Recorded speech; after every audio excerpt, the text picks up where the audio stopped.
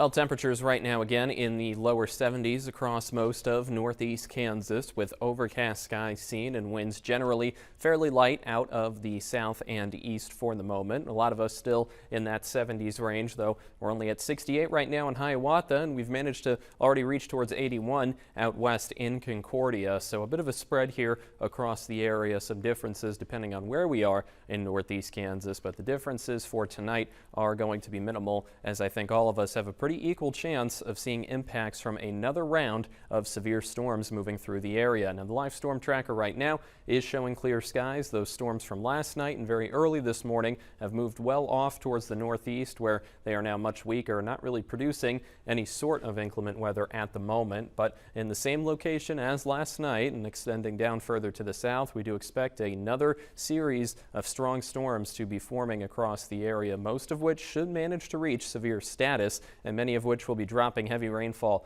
once again here. Last night's storms giving us about an inch or so in many spots, 2 inches in a few areas here we can see in those greener colors, but luckily not quite enough, or at least not quite enough as fast to produce any sort of flash flooding risk, which was initially feared for most of the area. But again, for today, we are still within that 3 out of 5 enhanced risk for most of the area. Now, the area has shifted a little bit east here since earlier this morning, to the point now where Riley County and Manhattan West are further into that downgraded spot, 2 out of 5 slight, and some slivers there of Cloud County in the 1 out of 5 marginal, but still those are all high enough here for us to expect those storms to reach across the entirety of the area. And not very far off from us, just to the southeast of Burlington, we have that moderate 4 out of 5 risk, which is a pretty rare issuance from the Storm Prediction Center. Last night we saw that issued for areas west of Wichita, and they ended up seeing some very strong tornadoes, many of which have caused extensive damage and is still being surveyed so far today. So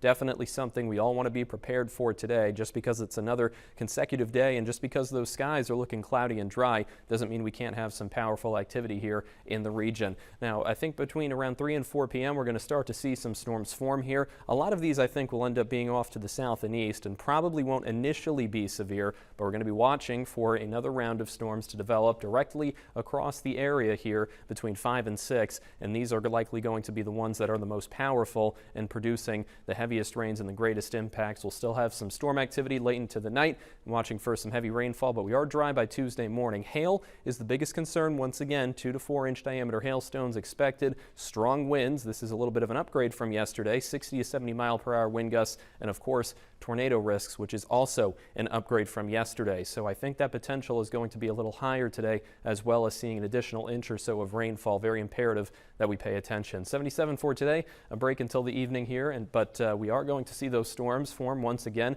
after they pass. We'll be in the 50s here for a cooler night, and then the next several days dry and definitely much cooler than what we've been seeing.